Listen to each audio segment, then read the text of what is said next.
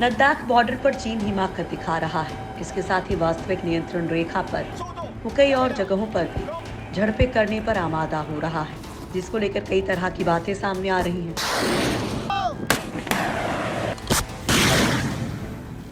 कुछ इसे भारत के लिए बहुत नुकसानदायक मान रहे हैं, तो एक्सपर्ट्स इसे चीन की बर्बादी का अलार्म करार दे रहे हैं। चीन जब भी संकट में होता है, तभी वो सीमा विवाद बढ़ाने वाली पैंतरे आजमाता है। हालांकि चीन ने भारत से तनाव बढ़ाकर बड़ा जोखिम मोल लिया है, और अगर वो पीछे नहीं हटा तो उसकी पहले से बर्बाद अर्थव्यवस्था गर्त में जा सकती है, क्योंकि आज के हालात 1962 जैसे नहीं हैं। दुनिया का सबसे ताकतवर देश अमेरिका और चीन के बीच भारी तनाव है। डोनाल्ड ट्रंप और प्रधानमंत्री मोदी की दोस्ती ही नहीं, बल्कि दोनों देशों की इकोनॉमी चीन को सदमे में डाल सकती है। लिहाजा आपको बताते हैं कि अगर ये विवाद ज्यादा चला तो क्या हो सकता है। खतरे में जिनपिंग की कुर्सी। चीन कोरोना वायरस से दुनिया का ध्यान हटाना चाहता है, क्योंकि इसके चलते चीन के राष्ट्रपति शी जिनपिंग की लोकप्रियता खतरे में है। खुद चीनी कम्युनिस्ट पार्टी में भी जिनपिंग को लेकर सुगबुगाहट है। लिहाजा पार्टी की हालिया नेशनल कॉन्फ्रेंस में जिनपिंग ने राष्ट्रवाद का कार्ड खेल दिया। उन्होंने चीनी आर्मी को जंग के लिए तैयार रहने का आदेश दिया। इंच इंच जमीन की रक्षा करने का संकल्प लिया गया, ताकि देश में शुरू हो रही बगावत को राष्ट्रवाद की घुट्टी में शांत किया जा सके। बर्बाद हो सकता है चीन का एक्सपोर्ट। चीन के कुल निर्यात का 17% केवल अमेरिका को जाता है। दोनों देशों के बीच ट्रेड वॉर के कारण तनाव पहले से है। ट्रंप चीन के कई सामान पर कस्टम ड्यूटी बढ़ा चुके हैं। यही नहीं, कोरोना वायरस के बाद ट्रंप और सख्त हो गए हैं। अमेरिकी सीनेट ने हाल ही में चीन स्थित अमेरिकी कंपनियों को बाहर निकालने का बिल पास कर दिया। इससे साफ है कि चीन में मैन्युफैक्चरिंग यूनिट घटेंगे। सस्ते मजदूर और पेशेवर माहौल के कारण दुनिया भर की कंपनियों ने चीन का रुख किया था। कोरोना वायरस ने हालात पलट दिए हैं। आईफोन जैसी कंपनी तो पहले ही भारत में भी यूनिट लगाने की घोषणा कर चुकी है। अब कई और नामी मल्टीनेशनल कंपनियां चीन से भारत की ओर रुख कर रही हैं। चीन की कुल निर्यात में भारत की हिस्सेदारी 3% है। चीनी सामान का विरोध फिर से शुरू हो गया है। आत्मनिर्भर भारत योजना से चीनी इंपोर्ट को झटका लगना तय है। अब भारत और अमेरिका को जोड़ दें, 20% चीनी इंपोर्ट पर खतरे की घंटी बजती दिख रही है। दरअसल इसी की सनक सीमा पर दिखाई दे रही है।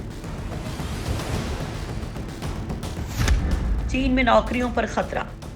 कोरोना वायरस के कारण चीन के ठप उद्योग धंधे दोबारा शुरू हो गए हैं, लेकिन डिमांड ही नहीं रही तो फैक्ट्रियां खोलकर भी कोई फायदा नहीं है। चीन के लाखों युवा बेरोजगार हो चुके हैं। उनमें सत्ता के प्रति असंतोष है। चीन की कम्युनिस्ट सरकार किसी विरोध प्रदर्शन की इजाजत नहीं देती, लेकिन 1989 के तियानमेन स्क्वायर जैसे हालात फिर पैदा हो सकते हैं। हांगकांग में प्रो डेमोक्रेसी प्रदर्शन को जिस तरह से चीन को चल रहा है, उसकी आवाज़ मेनलैंड चाइना में भी सुनाई दे रही है। चीन में बेरोजगारी की दर बढ़कर 6% हो चुकी है। ये जिनपिंग के लिए खतरे की घंटी है। ऐसे में अगर भारत चीन युद्ध होता है तो ये संकट कम होने वाला नहीं है। 1976 के बाद सबसे बुरे हाल में चीन की इकोनॉमी 13.7 ट्रिलियन डॉलर की है। 1976 के बाद पहली बार चीनी इकोनॉमी में 6.8% की गिरावट आई है। ये जनवरी से मार्च 2020 के आंकड़े हैं। जानकारों के मुताबिक चीन अब भयानक मंदी की तरफ बढ़ रहा है। कोरोना वायरस से हुए नुकसान की भरपाई के लिए चीन सरकार ने 672 अरब डॉलर का पैकेज दिया है, जो जीडीपी के 5% के बराबर है। इकोनॉमी में जान फूंकने के लिए जिनपिंग सरकार खजाना खोलने की योजना बना रही है। सरकारी योजनाओं पर 3.15 ट्रिलियन युआन खर्च किया जाएगा, ताकि नौकरियां बच सके और फैक्ट्रियां चलती रहें। इसके बावजूद 6.8% की गिरावट की भरपाई नहीं हो पाएगी। चीन के आर्थिक आंकड़ों को वैसे भी भरोसे लायक नहीं माना जाता। अगर सरकार खर्च बढ़ाती है तो घाटा भी बढ़ेगा। मुश्किल होगा कैश फ्लो बनाए रखना। कोरोना काल में सिर्फ भारत ही नहीं, बल्कि कई देशों से चीन के रिश्ते खराब हो चुके हैं। इसकी कीमत भी चुकाएगा चीन। चीन स्टील का सबसे बड़ा आयातक है, जिससे उसकी फैक्ट्रियां 24 घंटे चलती हैं।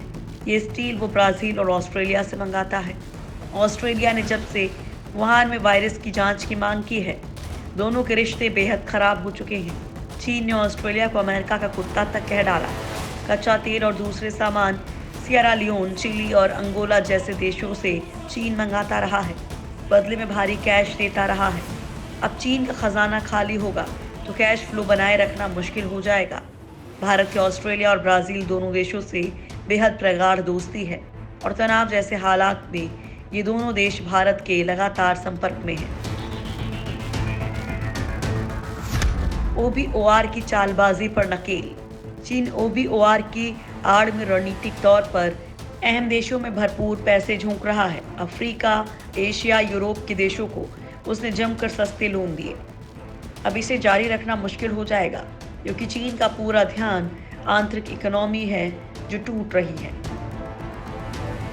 हालांकि ओबोर की रणनीतिक चाल से कई देश पहले ही सतर्क हो चुके हैं। इसका उदाहरण श्रीलंका का हम्बनटोटा पोर्ट है। इसे बनाने के लिए चीन ने पैसे झोंक दिए, बदले में यहाँ वो छोटा सा देश चाहता था। भारत ने इससे श्रीलंका को आगाह किया। इसके बाद श्रीलंका ने चीन को इस प्रोजेक्ट से दूर कर दिया है। भारत के फिलहाल न केवल श्रीलंका बल्कि मालदीव, मलेशिया और दूसरे उन देशों में तेजी से रिश्ते अच्छे हुए हैं जहां चीन बड़ी प्लानिंग कर रहा था। यानी तनाव वाली स्थिति में चीन का ये चक्रव्यूह अपने आप ही टूटने वाला है। पाकिस्तान भी हुआ सतर्क। चीन सरकार भारत को साधने के लिए पाकिस्तान को सहलाने की नीति पर काम करती है। पाकिस्तान के कराची तक रोड बनाने और ग्वादर पोर्ट को विकसित करने की योजना 46 अरब डॉलर की है। चीन के इंजीनियर और वहां के पावर कंपनियां पाकिस्तान में मौजूद हैं। शुरू में पाकिस्तान को लगा कि चीन पाकिस्तान इकोनॉमिक कॉरिडोर से भारत पर शिकंजा कसेगा और आर्थिक फायदा भी होगा। अब इससे उलट परिणाम आ रहे हैं। हाल ही में इमरान खान सरकार ने पावर कंपनियों के बढ़ते घाटे की जांच के आदेश दिए। जांच रिपोर्ट से चौंकाने वाली बात सामने आई। चीनी पावर कंपनियां 100 अरब पाकिस्तानी रुपयों के गबन में लिप्त पाई गईं। इससे दबी जुबान पाकिस्तान में भी सीपीईसी पर सवाल उठ रहे हैं। हालांकि बड़ी बात यह है कि चीन के साथ तनाव के वक्त पाकिस्तान भी अपनी तरफ का मोर्चा भारत के खिलाफ खोलेगा, ये तय है। लिहाजा भारत पहले से ही इस मोर्चे पर सतर्क है।